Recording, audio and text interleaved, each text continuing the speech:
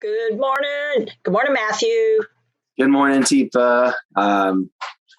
Awesome morning. And we just want to make sure and do our shout out because all the month of February, again, our sponsor is Nurse Partners, and they serve the Philadelphia area because there's no place like home. And so we'll have that link up in the chat. If you'd like to check them out, give that link a click and take a look at what they got. Cool. All right, everybody. We're on our very, very, very last segment on after the diagnosis, then what? And one of the things that we're going to be doing is talking about, okay, well, did you actually get a diagnosis, or did you just get your condition sort of more or less identified? If you're the person living with dementia. Now, this is the tricky part. And we've talked about this before. If I don't know there's anything changing with me, this after the diagnosis thing, one of the most common things that I'm going to want and need is sort of, I don't know that this is what's happening. I mean, I don't know why everybody's so worried about this. And if that's the case, then, wow, I need a different kind of support than if I'm going, oh man, I was sure hoping that wasn't what it was, but so I have some kind of dementia. Do we know what kind? That's the second kind of response. And then the third response is, are you sure? Really, it can't be anything else. Are you positive? Are we sure? And that desire to have something that's fixable, and I mean, those are all very real responses. And it really depends on what parts of my brain are working, who I am, how I've been. So what we're talking about now is that next step is putting together a care plan. And that care plan involves you, if you're the person who's living with this condition, but how we involve you, how you're involved in it, to some extent has got to be based on who you are, how you are, and what's working for you. So I'm going to share with you what we consider to be the 6 pieces of a puzzle when putting together the care plan, just so you can see who all and what all is involved in it. We talk about it a lot, but sometimes seeing it makes it a little easier to get it in your head. So I'm going to share my screen, and let's see here. Oh, there it is. You see, sometimes you have to find these things. There you go. So here's the pieces of the puzzle when it comes to the care plan. This is what happens after you recognize, I got a brain change going on here, and it is a dementia. So the first piece of the puzzle is to really look at the human being who is experiencing these brain changes inside themselves.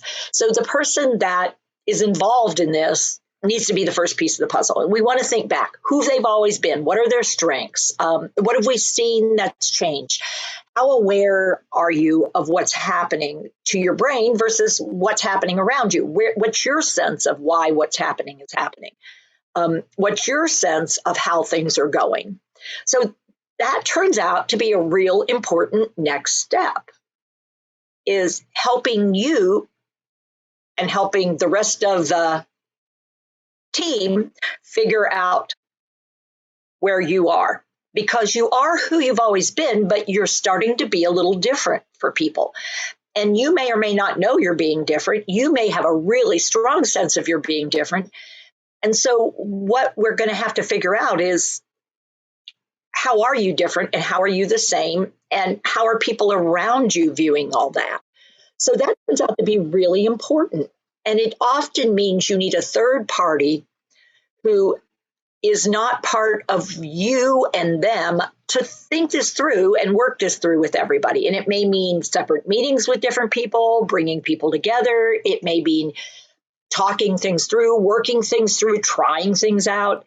But this is a real important part of this. This is, and it's not a trial and error, but it is sort of figuring things out. And how do things fit now? And how do they not fit? Where are there really strong connections that seem to be working? And where are there parts where there's just a lot of not working? Or we just haven't even tried it, so we don't really know. And particularly with COVID, I mean, that's that added thing. We don't know a lot of things because so many other things have changed. Sometimes it's hard to sort out how much is social isolation from COVID and how much is something else? Or, I've just had a surgery, or I did get COVID and now I'm recovering from COVID. How much of what I'm experiencing is that? But the third part of this puzzle is other health, wellness, fitness, illness considerations. What else do we need to be aware of, cognizant of, knowledgeable about, skillful in, when we now recognize, and we've also got dementia going on. So things like how are we going to handle all these things? How well are we doing that? Is it getting into risky territory, dangerous territory? According to whom? What was my level of risk assumption before? So what I'm really talking about here, Matthew, is a care plan that is focused and centered on the individual, but second ring is really taking into who is around them. What's the people support system and maybe animal support system around them. And then other things that might be going on around them that would concern people or involve people or interest people, or it's going to impact their life because it's more than just dementia. So just looking at those three pieces, how often do you think before we move forward, we really take a step back and look at these pieces with somebody and their surrounding group and their provider? Yeah, I would think it'd be quite often, Teepa, especially in the beginning. Really, Matthew? You really think it happens often? Oh, no. Do I think it happens often? No, I don't think it happens often. No, I'm sorry, Teepa. I thought you said how often should we? Oh, should. Yeah. How often should this be part of? I see. I'm so sorry, Teepa. So what's best practice versus what's current practice? Yeah. So option one is not what we're talking about. What typically happens is not this. This is not what typically happens. What typically happens is a quick fix. People trying to do quick fixes. People trying to push agendas. People trying to come at this and fix it. And this is not a condition of fixing. We've already established that. And so Matthew automatically go, but that's because he's built in pack. I mean, he's part of what we believe, which is a positive approach to care. I mean, we believe that care should be approached in a positive way, not in this, well, she's got to understand. I mean, I can't get her to get that she has to.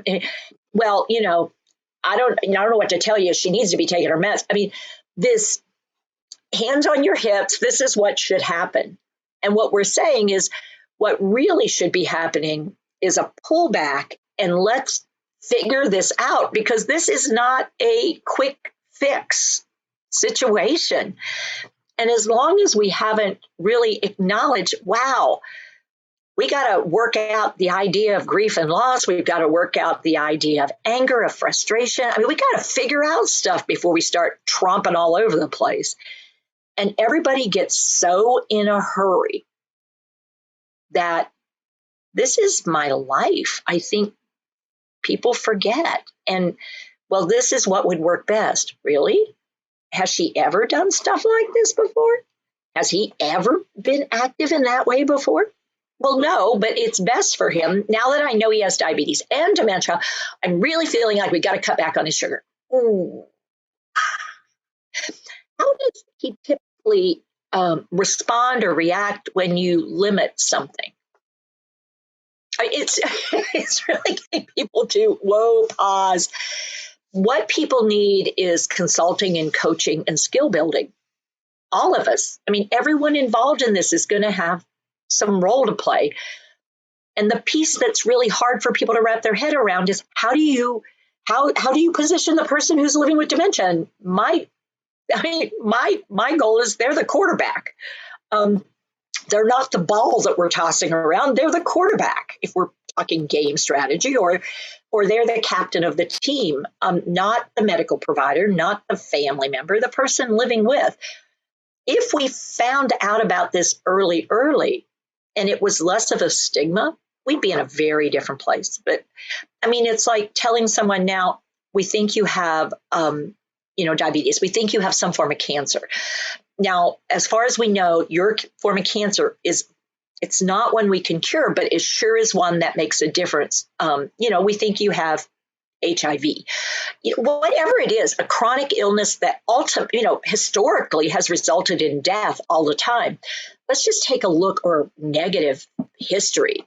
Let's look at those and use that more as part of our care plan. And where we've come with that, man, best practice with any of those health conditions is so super different than it used to be. In best practice. Now, that doesn't mean all medical practices are best practices. Sometimes people go back to old habits, but we are talking about trying to do things differently. So what are the other puzzle pieces? Well, environmental resources, things that are supportive, things that are barriers. First, we're just talking about, let's take a look at what is. And when we talk about environment, we're talking about people and props and places and programming. I mean, we're talking about what is in their environment, and it could include animals and music and physical structures. I mean, there's all sorts of opportunities here for us to start being more aware and knowledgeable, and therefore skillful, because we live in the moment but plan for the future. And if we get all invested, oh, well, you got to take up all your rugs, you got to get rid of the stairs, you're going to have to put a lift in. It's like, whoa, wait, I'm still in yoga. I've had a couple trips, but I scrape my palms. It's not like I'm, totally disabled. I haven't broken my hip yet. Taking things away and modifying things. I don't want to live in cotton wool unless that's how I've always lived. Cotton wool, I don't even know what, cotton batting, where you like surround me with stuff so I won't hurt myself. But the problem is I can't do anything when you do that. So what happens to my brain over the course of a day, over the course of a week, over the course of a month? How does my brain work? Because the reason we have gem states and brain states is because people's brains are not static. This is not a thing like this is how you are and this is how you are 24/7. That's not how humans are. Humans go in and out of brain awareness, in and out of brain activity, in and out of alertness, arousal every single day. And instead of labeling people living with dementia as, stages or levels, I mean, that's not okay. Just like it's not okay for, somebody to see me at 2 a.m. and say, wow, Teepa's really out of it. It's called sleeping. Yes, I am. You don't actually want me up and about, but if I am up and about, maybe check out why I'm getting up and about and seeing if it's something that makes sense, rather than automatically saying, oh, well, she needs a drug to get her back to sleep. It's like, does she? Or does she need to go pee? She can't figure out where the bathroom is because her brain in that moment is not really alert, and she's looking for the bathroom that she used to have in the apartment, and when she was in, or maybe the dorm room, and all of a sudden she's not there. She's in a house where she lives now. So the number of assumptions that are made about people and the number of labels that are applied, that's so not helpful right after the diagnosis. I mean, it's like people make assumptions and they start, so Matthew, how's she been doing? I mean, it's like, Teepa, how you been doing? Why would you bypass me? I'm right here. Yeah, how's it been going? Here. What do you think? Yeah. And then, how are you spending your time? I mean, how's it been for you? Are you feeling productive and valued? What are you doing that's enjoyable? What kind of things are you doing that you feel are good for your body, your brain, your senses? How are you feeling recharged and re-energized? And how much time do you feel like you're waiting on things these days? Waiting in doctor's offices, waiting for the results of a test, waiting for somebody to pick you up, waiting for whatever. So if we did this, I think we would do a better job of identifying what are the first steps for this situation.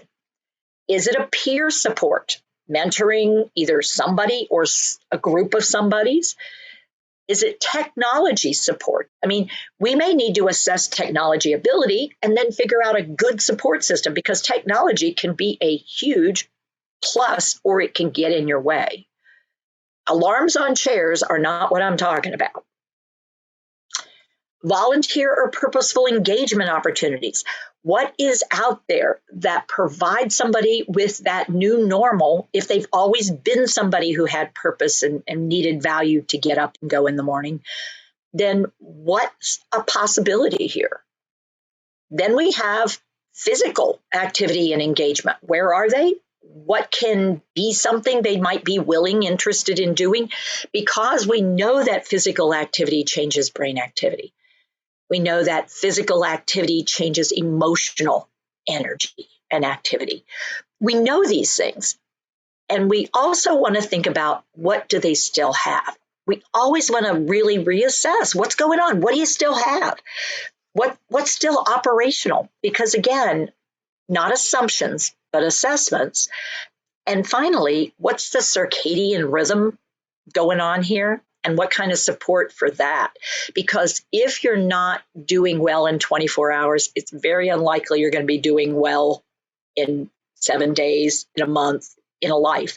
So really looking at, how's your rhythm going? How's your wake, sleep, active, passive rhythm going for you? Is it a good balance, or how is that? And if it's a problem, this is, again, not a time to go, oh, I got a quick fix. Instead, let's look at what our options are that might be best, safest. What could we try? What's the least problematic and the most possibility? And then there's more. Are we looking at rehab services? Because we look at the situation and you know what? After the diagnosis, people went into hiding for some time, or COVID put us into situations for some time.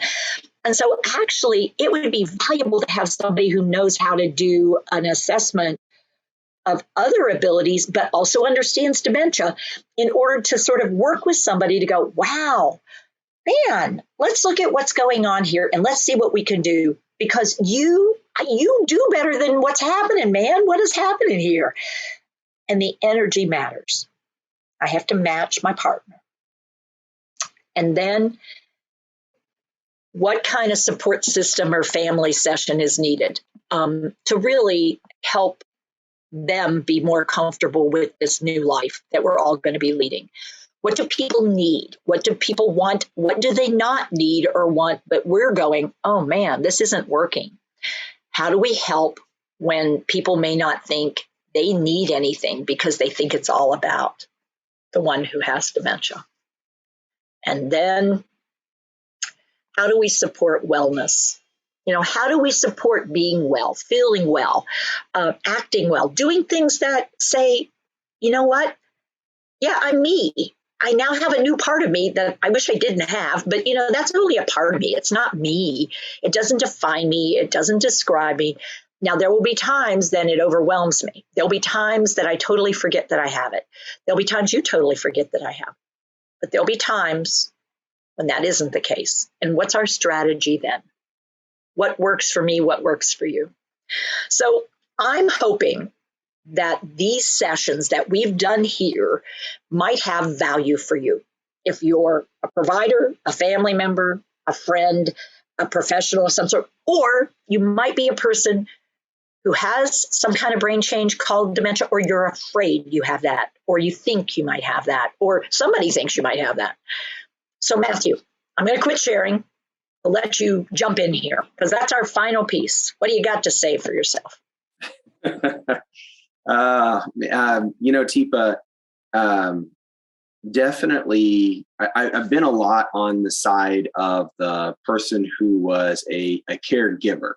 I was working in facilities. I was providing therapy services, and pre-PAC, noticing that difference of what I was doing then to after PAC, and the difference it made for the folks, especially the ones that I was working with who had a diagnosis at that time, and were living with some form or type of dementia. It makes a big difference in a lot of the outcomes and a lot of the care plans, and also the support, the staff seeing what I was doing and being able to incorporate what they were doing with that, and the difference it made for that person was huge. And so I can imagine how in these other areas, whether it's the healthcare professional who's giving the diagnosis initially, or giving what they're seeing, this is what we're seeing that's happening, or, the person who's living with, how taking this pause, taking that step back and trying to go through these steps could really start to create that support and what's needed to help this person in this moment, and this family in this moment, get through this the best we can, because it's tough. It is. And it's hard for folks, particularly because there's such a stigma and there's so much sense of despair. But it's like, if we see this as a disability, that's not necessarily a cause for despair. It could be a cause for reconsidering, but despair, that sets us up for failures. Failures in relationships, failures. It's just overwhelming. So it's time to stop. I don't see any value in that personally. I get it, and I understand why some people go there. But if that's the case, then we need other players on the field. We need a new team, because it doesn't have to be that way. It really doesn't. And that's the hard part, is we get trapped and we feel abandoned and we don't feel supported. So if you're feeling any of those things out there, let us get up with us. I was going to say, let us support you, but I would say get up with us, because the first thing you have to do is reach out, because I can't get to you if you don't say, hey, I think I could use some help. And we'll do our very best to sort of figure out what it is that might be helpful. So, Matthew, I think we're finished with the series. Oh, and tomorrow, our recorded session on Saturday is going to be about vascular dementia. Rachel and I did a little session, and you'll be seeing that tomorrow. And then, of course, on Sunday, there's the boys. The boys and I will be together on Sunday doing something, I'm sure, pretty interesting for us. Anyway, I don't know about y'all, but usually what we do turns out to be interesting, because I always learn something. And so do the boys. All right, Matthew, anything from out that way that we need to put out for folks, or are we looking like we got it? I did put out the link to our consultant page. So we're talking about support, especially in the beginning, when you were looking at where could I find someone who could support with suggestions, or just be there during this initial part, or even throughout. That link will take you to a page that shows you options that we have out there when it comes to bringing support like that to you. So please do that. And we do have people living with dementia who are willing to be mentors and will guide you and provide some peer support if you are somebody living with dementia. We have people, and we have a page, so that's another way, and the consultants know all about that. So, depending on who you are, come and check it out. Oh, and our champion course, which is our skill building course, we're starting a new series this morning, starting at 10 Eastern time, 2-hour sessions. And those are available to folks. Those do have a fee associated with them. But, if you're not sure that's for you yet, check in, because down the road, maybe it is. We tend to find that people go, oh, when we do that course. But, a lot of ahas and a lot of opportunities to try things out. But check back with us. We'll be back tomorrow morning on Sunday, and we'll be back next week. Till then, take care with care, everybody. Bye, everybody.